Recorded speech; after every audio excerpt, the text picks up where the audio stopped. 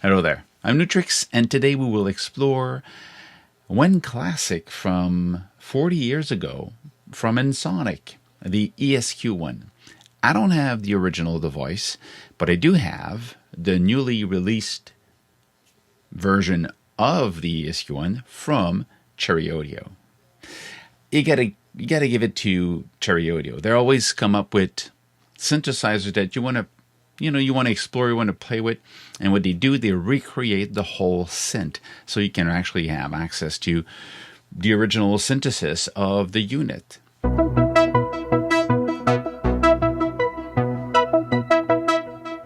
Three oscillators are digital, so digital oscillators generating waveforms going into one analog filter and amplitude. So it has the analog warmth because of the filter, but it has digital sound of the waveform because of the timing. It's the 80s. And after that, well, it went away because, well, in the 90s, sampling or sampling-based stuff was the norm. So the ESQ-1 is kind of just at a moment in time before everything went full digital in a way. So it's a weird little piece of gear. It was polyphonic, but not just polyphonic, it was polytimbral. So today we will dive into the virtual version of the ESQ-1 from Cherry Audio. One thing to keep in mind, though, is that over the years, Ensoniq was bought by Creative Labs that does, a lot of sound cards and stuff that you probably know about Creative Lab. I'm guessing you know them. Cherry Audio asked and legally got license of the original waveforms. So what you have inside the ESQ-1 from Cherry Audio are the original digital waveform from the ESQ-1. So you start from the same raw sound. So let's just dive and see what this does. It's a little bit different. It's fun. It's quirky. Let's just dive in.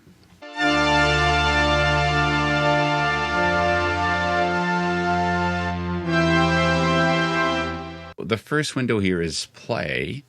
When you're in play window, you basically see the three oscillators here. You can select the waveform for each of them.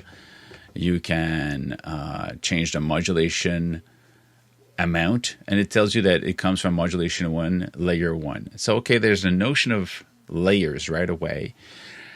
So what you have, if you look on the top left, you've got layer 1 and layer 2 here and layer solo. And there's different ways to play the layers. So you always have access to two layers. And if you're in this case, we are in layer mode here, because you see you've got layer 1. It says here, layer 1 and layer 2. And when I press a key, I hear the two layers at the same time. And each of the layer is a whole synth from ESQ-1. Now, if I just want to hear one layer, this one is activated here. Click solo. Now, I just hear the first one. I click the second. Just hear the second one. If I unclick it, I hear the layer of the two. And you can select this section on the keys where it's going to be playing. There can be an overlap, and they can be two separate sections. You can also go in split mode, where it really split. It splits on C4 in this case, and you can just click this and move it where you want. And you have the inverse split, where you're switching from one side to the other. I mean, now the layer 2 is here and layer 1 is here. Now, to look at when you're moving from one to the other, you see the knobs, they have colors. Now, they're red right now. If I click on the other one, the green one, they're green. So if you want to know which one, well, the green is, in this case, is the low one, and the red is the high notes, just so that you know. Okay, let's go back to whole, so we just have one at a time, and we'll listen to one single ESQ-1 emulation. General stuff. You got a filter, just have the frequency, the resonance, and some control over the envelope. So we understand how it works. Let's look at this window. I'm going to focus on this section here so we understand how this works. You've got three oscillators, digital oscillators. 1 and 2 can be synced, so 1 can be synced to 2. And one can be also sending amplitude modulation to DCA2. So we have sync. You just basically turn it on or off here.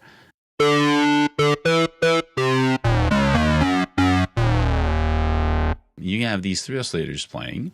They all have their own DCA, so that you can control their volume separately. So you could actually have an envelope that brings this one right away, and the second one could appear later on. So you can start layering these sounds so that you've got attack, body, and evolution of the sound using these three with different envelopes, because there are also 4 envelopes in there. So you can control these separately if you want. Then they're combined into the mixer, which is the analog mixer. Then there's another DCA, which is the final output of everything combined together with its own envelope, the envelope 4 that is controlling the final volume. And then this goes into the effects. And that's how it works now. Effects, of course, there's a lot more stuff than the original. Click effects. If I zoom out and you go at the bottom, you see this is the effects. You've got layer 1, layer 2, and global. So layer 1, on the red in this case, the layer 1 can have their own effects. So it's basically a suite of 5 different effects. And there's a list of you can take compressor, distortion, delay, reverb, flanging, a lot of stuff you can play with. So let's say you want to have reverb here. You can play with it, and you can actually also assign modulation here. So you can assign modulation that it will change one value here.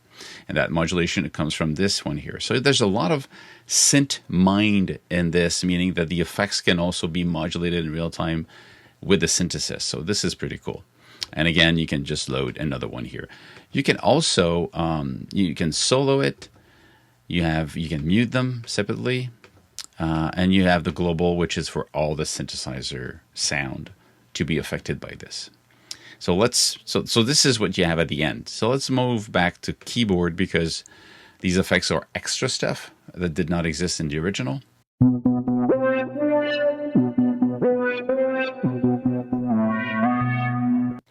Now, if you want to move inside the synthesis, well, you've got edit. You have edit here. So click edit, and you have this oscillator 1 section, the DCA 1 section, the filter, the DCA4, and envelope 4. Now remember that the DCA4 and envelope 4 are for the main volume amplitude resulting at the end of the synthesizer. The oscillator 1 and DCA1 is by itself, but you have 3 of them. So either you switch here by pressing 1, 2, and 3, or you switch here at the top here, 1, 2, and 3, but they're both ways can bring you to change or switch between the 3 oscillators and control them separately in detail. So now you've got the waveform, you've got the octave, semitone, the fine tuning, so you can really tune it the way you want. And you've got the volume of it, you've got the modulation. So in this case, DCA3, do you want it to be controlled by an LFO? Do you want to be controlled by an envelope? So you would have to click here and decide the source of modulation if you want one. So you could have a tremolo on oscillator 3, and you could have just a volume coming in and out on oscillator 1. So you can have, it's really kind of an approach of modular, is really open here, where all of these can control in parallel. I mean, you can have 2 of them on modulation 1 and modulation 2. Both of them can be controlled at the same time here for the DCA3, the 2, and the 1. When you go to the filter, well, this section doesn't change, meaning it's the same one for all of the oscillators. So frequency, resonance, keyboard follow, again, 2 modulation. So you can have an envelope and an LFO, for example, classic stuff. Then you have the DCA4, which is the output for the volume. And you have the panning. You could have panning modulation and the panning itself. This is global. This is not per sound or per oscillator. When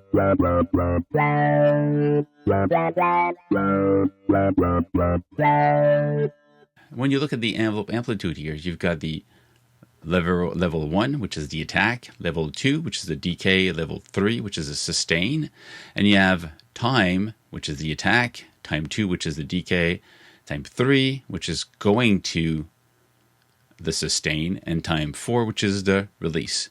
So these are time and level envelopes, and it's very complex and complete. So you can start somewhere else than the beginning, depending on where it is. So you can have these weird envelope going in. You can really have stuff happening here, which is pretty cool. So it doesn't have to be attack, decay, sustain, release. It could be attack, wait, and then attack again. So there's really complex envelope you can have. Well, for the amplitude, it's kind of weird, but if you go into envelope where you have the 3 envelopes, and the 3 of them have these controls, that you can really have a bizarre way of working with this. So level 1, it starts from 0. We can level 1, level 2. You can really play something different than what you have in normal ADSR. And you have ways to copy them. So if you create something that you like, you can copy them and have the same envelope elsewhere. And these can be assigned to filter, pitch, whatever you want. So it's really open for that. If you go into mod for the LFO, you've got the different shapes. So triangular, sawtooth, square, noise, all that stuff. But what you have is a level to start and a level to end. So it's kind of the amount of the LFO. I'm going to bring in some modulation. So there's 2 ways. First of all, you can go into play.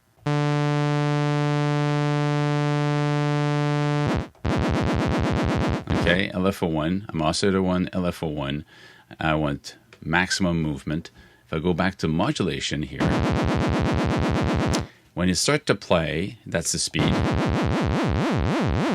It starts to play from maximum to maximum. If I bring it down,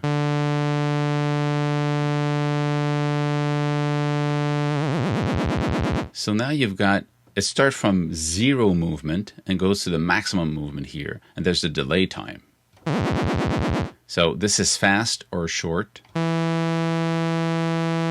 or slow, fast and short, or slow and long. So you see when it starts, and you can say I want it to start from 0, but I don't want it to go to maximum. I'm going to go half depth.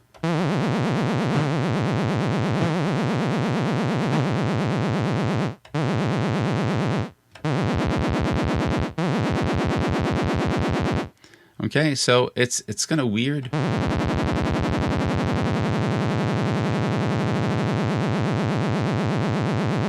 You can say, well, I want it to be softer.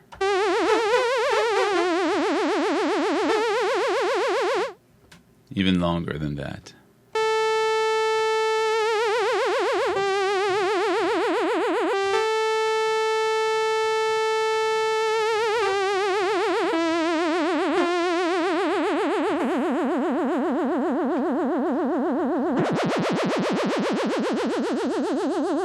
And you can do the other way. You can start with a lot of LFO. So it's weird. But then again, this can be assigned to anything.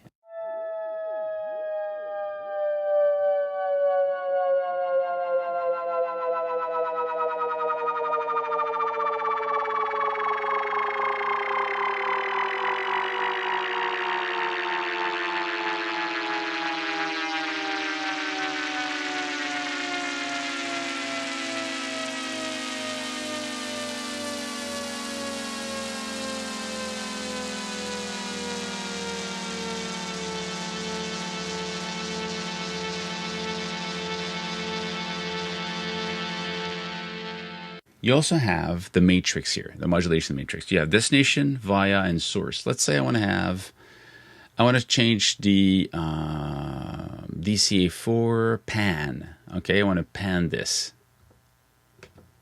And I want to use the LFO1 triangular waveform. If I bring that up,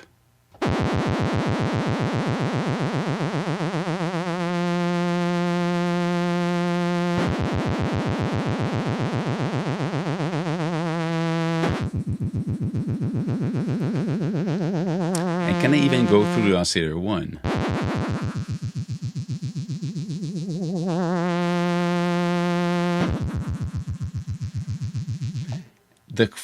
the fact of going through Oscillator 1, it means that the Oscillator 1 is kind of a buffer for the effect. So in this case, you would hear the effect gradually slowing down. It's a weird thing, but it's actually pretty cool.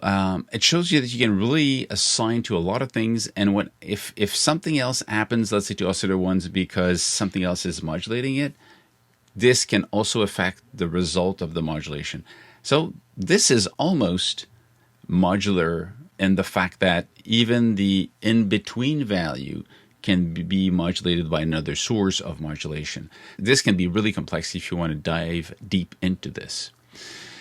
On top of that, you have the sequencer. Now, the sequencer, you've got two things. You've got the Arpeggiator, which is kind of a classic stuff. I'm going to load another one. Let's say I'm going to load something with motion. Here we go. So you have the sequencer here. So if I press...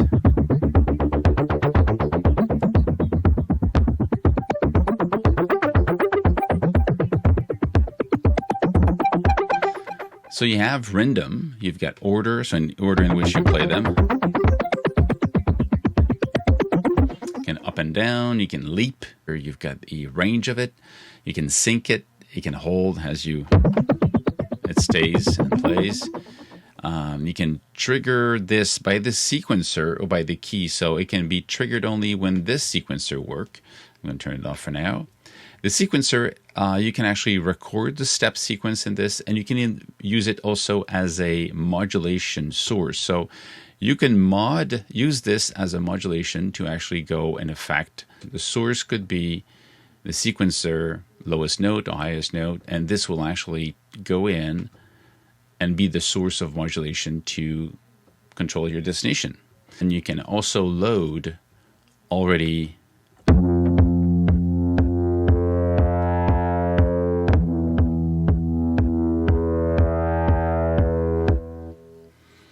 Now, to really illustrate what this does, let's just play with some of the sounds.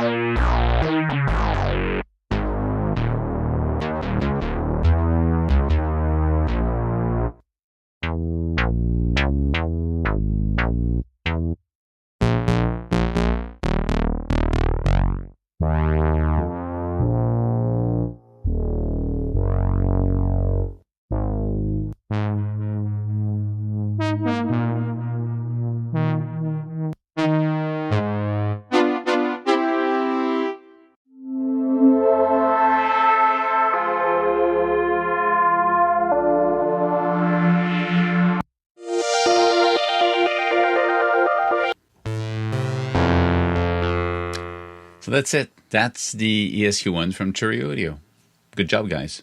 Stay safe, make more music, and see you soon. Cheers.